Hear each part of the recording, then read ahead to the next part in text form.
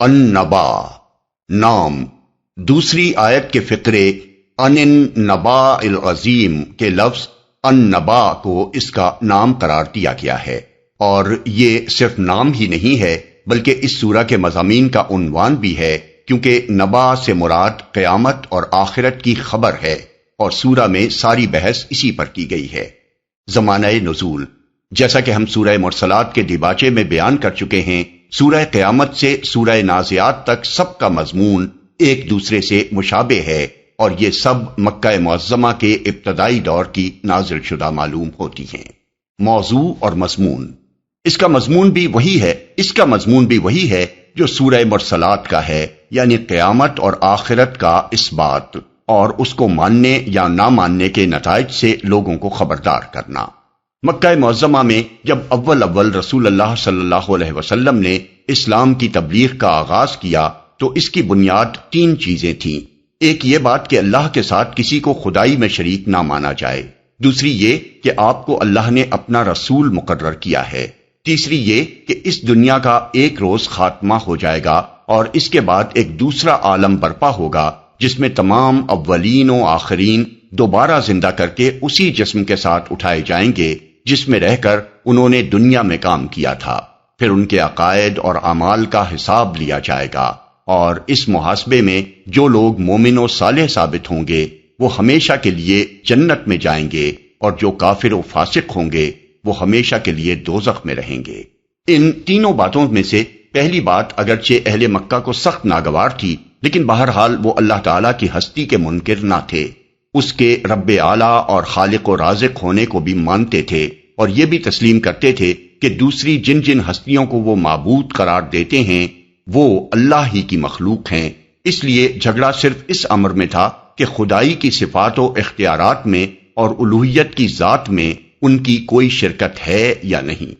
دوسری بات کو مکے کے لوگ ماننے کے لیے تیار نہ تھے، مگر اس امر سے انکار کرنا ان کے لیے ممکن نہ تھا کہ 40 سال تک جو زندگی حضور صلی اللہ علیہ وسلم نے دعوی رسالت سے پہلے انہی کے درمیان گزاری تھی، اس میں انہوں نے کبھی آپ کو جھوٹا یا فریب کار یا نفسانی اغراض کے لیے ناجائز طریقے اختیار کرنے والا نہ پایا تھا۔ وہ خود آپ کی دانائی و فرزانگی، سلامت روی اور اخلاق کی بلندی کے قائل و معترف تھے، اس لیے ہزار بہانے اور الزامات تراشنے کے باوجود انہیں دوسروں کو باور کرانا تو درکنار، اپنی جگہ خود بھی یہ باور کرنے میں سخت مشکل پیش آ رہی تھی کہ حضور صلی اللہ علیہ وسلم سارے معاملات میں تو راست باز ہیں مگر صرف رسالت کے دعوے میں معاذ اللہ چھوٹے ہیں۔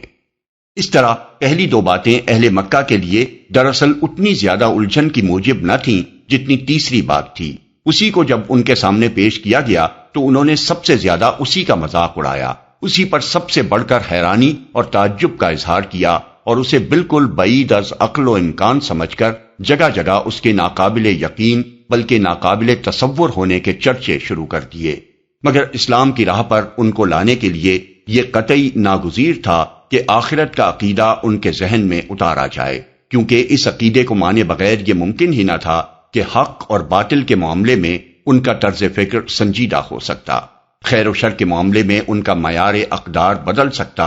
اور وہ دنیا پرستی کی راہ چھوڑ کر اس راہ پر ایک قدم بھی چل سکتے جس پر اسلام ان کو چلانا چاہتا تھا۔ یہی وجہ ہے کہ مکہ معظمہ کے ابتدائی دور کی صورتوں میں زیادہ تر زور آخرت کا عقیدہ دلوں میں بٹھانے پر صرف کیا گیا ہے، البتہ اس کے لیے دلائل ایسے انداز سے دیے گئے ہیں جن سے توحید کا تصور بھی خود بخود ذہن نشین ہوتا چلا جاتا ہے، اور بیچ بیچ میں رسول اللہ صلی اللہ علیہ وسلم اور قرآن کے برحق ہونے کے دلائل بھی مختصراً دے دیے گئے ہیں۔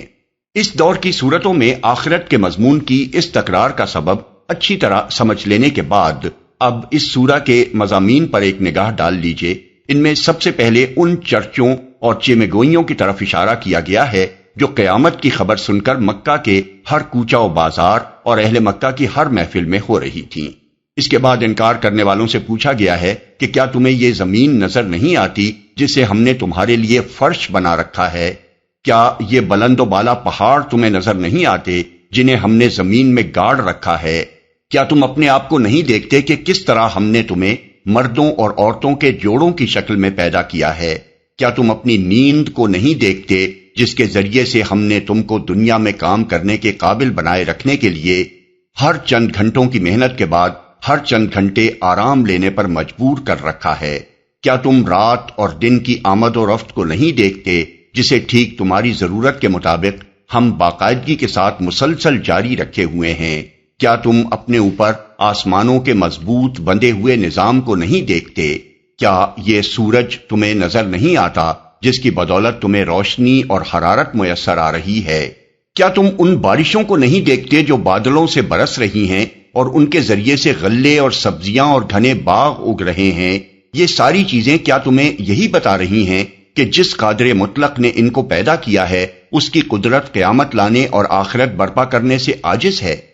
اور اس پورے کارخانے میں جو کمال درجے کی حکمت و دانائی صریحاً کار فرما ہے، کیا اس کو دیکھتے ہوئے تمہاری سمجھ میں یہی آتا ہے کہ اس کارخانے کا ایک ایک جز اور ایک ایک فعل تو بامقصد ہے مگر بجائے خود پورا کارخانہ بے مقصد ہے؟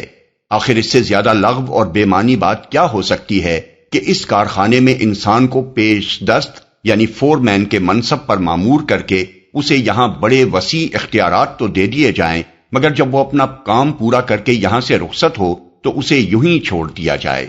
نہ کام بنانے پر پینشن اور انعام، نہ کام بگاڑنے پر باز پرس اور سزا۔ یہ دلائل دینے کے بعد پورے زور کے ساتھ فرمایا گیا ہے کہ فیصلے کا دن یقیناً اپنے مقرر وقت پر آ کر رہے گا۔ سور میں بس ایک پھونک مارنے کی دیر ہے، وہ سب کچھ جس کی تمہیں خبر دی جا رہی ہے سامنے آ جائے گا،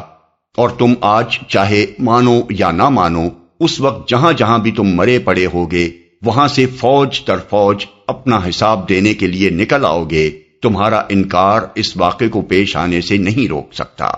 اس کے بعد آیت 21 سے 30 تک بتایا گیا ہے کہ جو لوگ حساب کتاب کی توقع نہیں رکھتے اور جنہوں نے ہماری آیات کو جھٹلا دیا ہے ان کا ایک ایک کرتوت گن گن کر ہمارے ہاں لکھا ہوا ہے، اور ان کی خبر لینے کے لیے جہنم گھاٹ لگائے ہوئے تیار ہے جہاں ان کے اعمال کا بھرپور بدلہ انہیں دے دیا جائے گا۔ پھر آیت 31 سے 36 تک ان لوگوں کی بہترین جزا بتائی گئی ہے جنہوں نے اپنے آپ کو ذمہ دار و جواب دہ سمجھ کر دنیا میں اپنی آخرت درست کرنے کی پہلے ہی فکر کر لی ہے، اور انہیں اطمینان دلایا گیا ہے کہ انہیں ان کی خدمات کا صرف اجر ہی نہیں دیا جائے گا بلکہ اس سے زائد کافی انعام بھی دیا جائے گا۔